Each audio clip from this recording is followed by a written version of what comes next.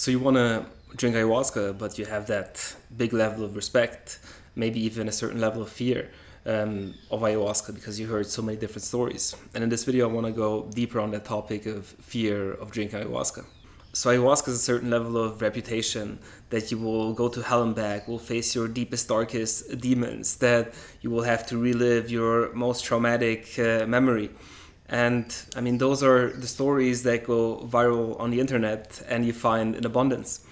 But there's so many more stories where it's about people feeling unconditional love towards themselves, towards their parents, somebody else. And those are so much more common. But if somebody even shares this experience, it will probably get 200 views as opposed to a viral video on something super provoking.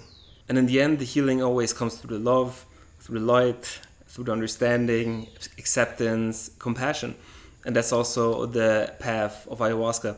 Many times we feel like to finally get going, to get our stuff in order, we need that kick in the back. And maybe that's what you need. But so many more times what we truly need is a big hug. So ayahuasca is a master plant. In a way, it knows you better than you know yourself. And whatever comes up in your ayahuasca journey, know that there's a reason behind it, and you have the strength to handle it. And sometimes it can feel like it's too much, but we're also so much more stronger than we think we are. And there's a deeper level of knowledge behind ayahuasca. I have a friend who's been on this journey for more than 5 years, and only in year 4 or 5 has memories in his ceremonies came up where he was sexually abused as a child. And but it didn't come up in his first 3 years. So there's a certain level of process, and when somebody is ready for it, certain things will start to come up. Also, I want to add that I share his story because he openly talks about it as well, and it's not like it's a personal thing, but it's not something that he necessarily needs to have in silence. Other than that, I've had very challenging ayahuasca ceremonies myself. And if I would have had those at the very beginning of my ayahuasca journey, I would have been like, oh, like, keep that stuff away from me. This is not for me. So it's important that naturally you have a certain level of fear about what might come up, but also trust it and know that whatever comes up, there's a reason behind it, and you have the strength to understand and dissect the experience. And don't get me wrong, I don't want to convince you to drink ayahuasca. And for every possible answer why somebody doesn't want to drink ayahuasca, there's a story or an answer for that. And it's not about having this sales conversation or whatever, but about sharing information, and that deep down you feel for yourself if that is the right path for you. So there are people who hear the stories of ayahuasca and for them it's a very clear no, oh no, this is not for me. And this video is not for those people. It's for the people who are like, I'm afraid of puking. I'm not sure what's going to happen. I'm afraid what I'll see, and who feel like that it would be beneficial for them, but there's also something holding them back, and that they can look at those reasons from a different perspective.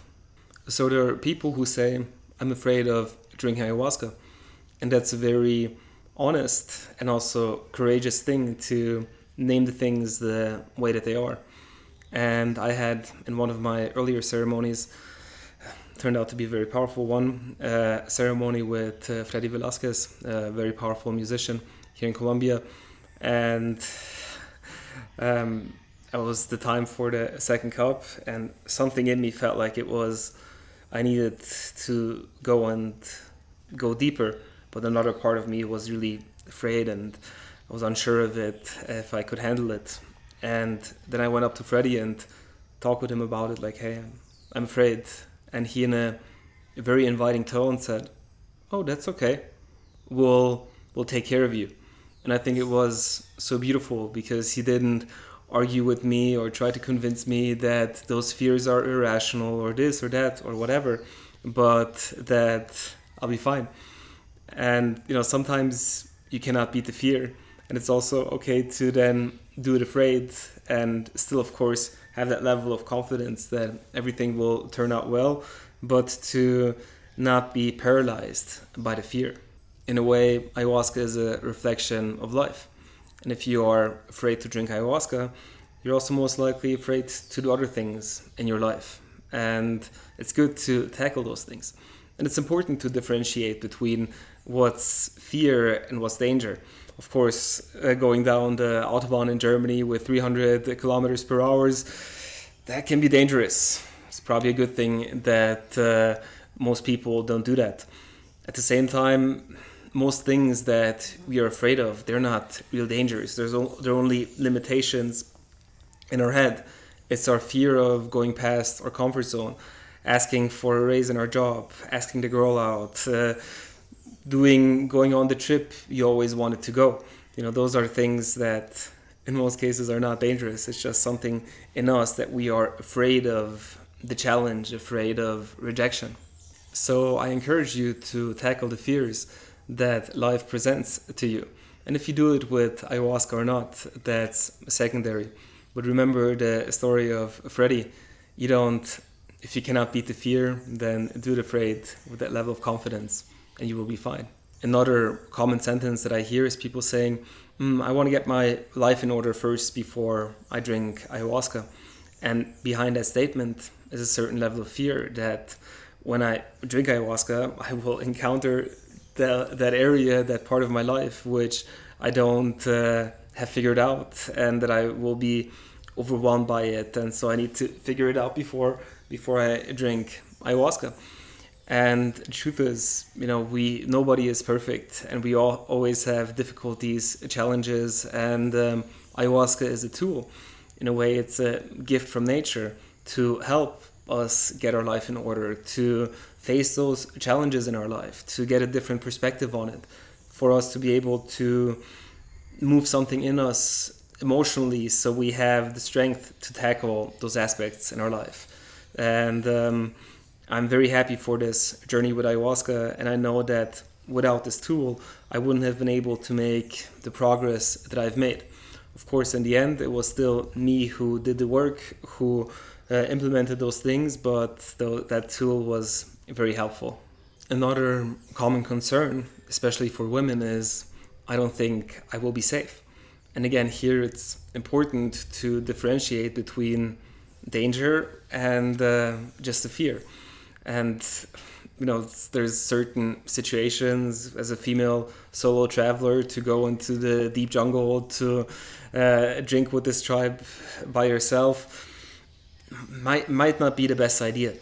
Can also be beautiful, but I'm just putting it out there. But if you go to an established retreat center, if there was certain levels of recommendations, if you talk with the facilitators before, see what type of energy they give off, that can help you differentiate if you will be safe and if you feel comfortable with the place where you will go on this journey with. Another common fear is that I will be worse off after I drink ayahuasca than I was before. And the hard truth is it actually can be the case. Ayahuasca can move a lot of things in us and create, to a degree, also a certain level of confusion. And yes, but also sometimes things need to be broken down before they can change. Sometimes things need to go for new things in your life to come. And of course, there should be a deeper reason why you drink ayahuasca. And most people also, they want a certain level of change. And sometimes with that change, it doesn't just go with the beautiful, it goes down and then up again. And I create a separate video about experiencing a crisis after ayahuasca. And remember, the ayahuasca is not just beautiful when it's beautiful. It's also beautiful when it's difficult and hard, because after that, you're going to come out a better and stronger person. Another common statement that I hear is, I don't know who will be there in the ceremony place, or if that person is there, I don't want to be there because I don't want to absorb their energy. And for that reason, that it's important that there's a good shaman who knows what he's doing, who knows how to harmonize the energies, that those energies don't rub off on the other people. But there is an additional perspective to it, and it's that the people who trigger you, they actually, in a way, are our biggest teachers. Because what is it about that person that that person has so much influence over you, can emotionally impact you? And in that case, it's actually very valuable that, especially in a ayahuasca ceremony where you are in that extraordinary state of consciousness, you can look inside and figure out, like, hey, what is that person representing? What is that in that person that shows something in me that is not in alignment, that it needs healing, that I need to take a deeper look at? So I understand it, that it's important the people that you surround yourself with, but ultimately the most important person is yourself, and others can be a great reflection about what's going on inside of you. And then there's many other mind chatters, like, I don't feel it, it's not the right time. And of course you don't need ayahuasca. At the same time, especially with those statements, it's important to check with yourself, because there's a fine line between the the voice and the sound of intuition and the voice of self-sabotage, who doesn't want you to grow. So is that, I don't need it, it's not the right time, I don't feel it, is that coming from self-sabotage, or is it coming from a deeper place within? Another common mind chatter is, oh, I'm not feeling it, it's not the right time. And maybe it's not the right time. At the same time, it's also important to distinguish, where is that voice coming from? Is it a voice of intuition, instinct, or is it the voice of self-sabotage, that voice that doesn't want change, that is afraid of the unknown? And it can be a little bit of a fine line. So in that case, really check in with yourself if that's coming from that place of self-sabotage, or a deeper place within, that it's really not the right time for you at the moment. Another example of that mind chatter is, I don't need it. And of course, you don't need ayahuasca. Ayahuasca is a tool. At the same time, also ask yourself, do you think it would be beneficial to look deeper within, to understand the root causes of certain things that are creating the results in your life that in parts you might not be happy with? So you don't need it, but would it be beneficial to you? There are also many people that are afraid to losing control when they drink ayahuasca. Will I scream the whole time? Will I be able to go to the bathroom? Will I be able to control my mind the whole time? And especially with the mind, it's maybe not. And in a way, you also don't want to be able to control your mind, but really connect with yourself and what's going on inside. And what I mentioned, in a way, ayahuasca is a reflection of life. And if you are afraid to lose control in ayahuasca, you're most likely also afraid to lose control in other areas of your life. But we cannot control life. And with our attempt to control it, it's more like we're squeezing life out of life. And it's something very beautiful when you allow yourself to surrender to the moment and to what is the universe, to life, to what's going on. And so especially for the people who are afraid to lose control, I can specifically recommend to drink ayahuasca, because it's beautiful to be able to let go of that need for control. And also another common fear is, will I go crazy and actually be in that state or whatever for months, years, whatever to come? And that risk is there for people who have psychiatric conditions, bipolar disorder, schizophrenia. So for those people, they shouldn't drink ayahuasca. But for other people who don't have those psychiatric conditions, it's a fear, and you're going to be okay. So in that time of the ceremony, you most likely will be in that altered state of consciousness, but you will come back, you will be fine. So as a conclusion, ask yourself if there's real danger there. And if there is, then of course don't be an idiot, don't drink ayahuasca. At the same time, also question, where is that fear coming from? And if it will be beneficial for you to start confronting that fear. Check in with yourself where in other areas of your life, fear is having a way stronger impact on you than you would like to. And I encourage and I wish the best for you, that you confront that fear in your life, whether with ayahuasca or not, and all the best on your journey. Bye bye.